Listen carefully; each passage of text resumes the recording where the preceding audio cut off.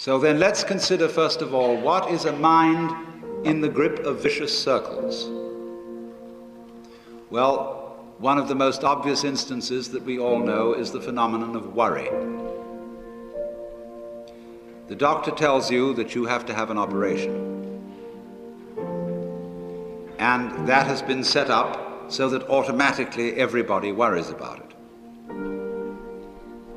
But since worrying takes away your appetite and your sleep, it's not good for you.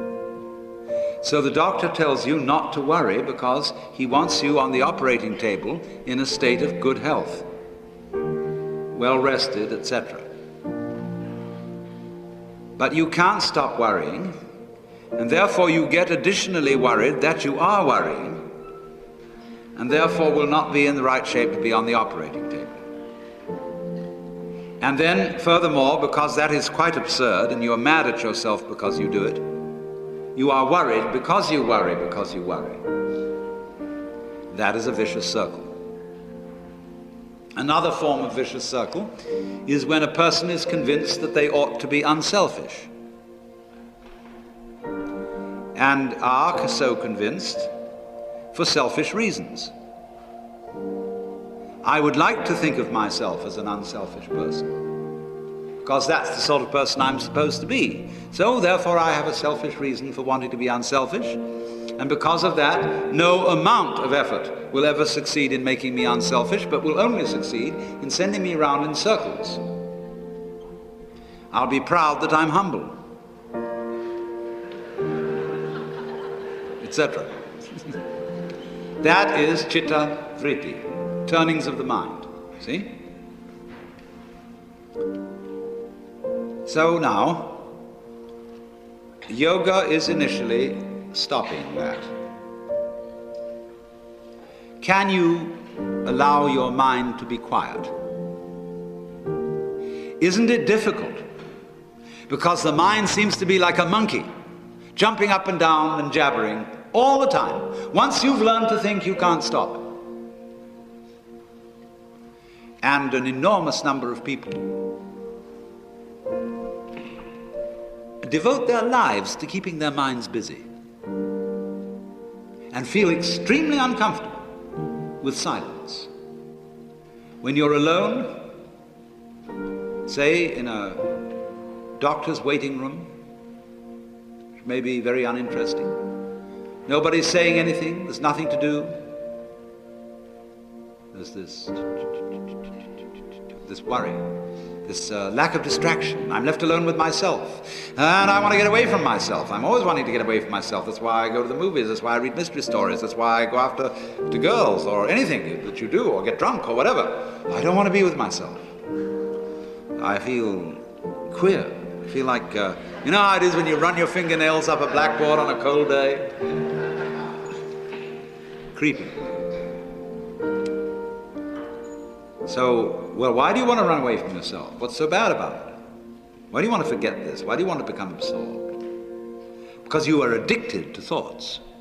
And this is a drug, a real dangerous one.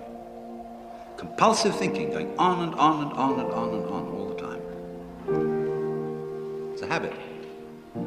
As you keep telling yourself where you are, who you are, what's going on, how good it is, how bad it is, reading the newspaper of your mind. You know a lot of people, they get hold of a newspaper, and the newspaper reads them, they don't read it. Newspaper is designed to read you. Typographers, the layout people, very carefully calculate how to carry your eye from one end of it to another. So there's a difficulty about stopping that activity. And you really have to stop it if you want to be sane. Because if I talk all the time, I don't hear what anyone else has to say. Then I'll end up in the situation of having nothing to talk about but my own talking.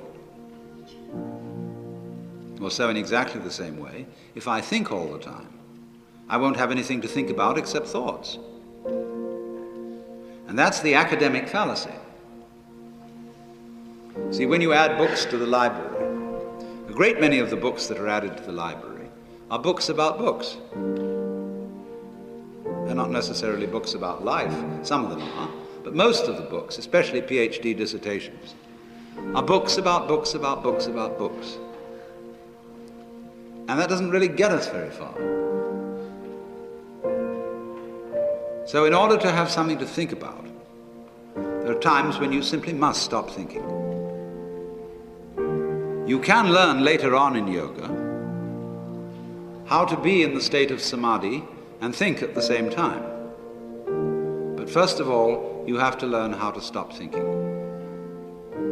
Well, how do you do that? The first rule is don't try to.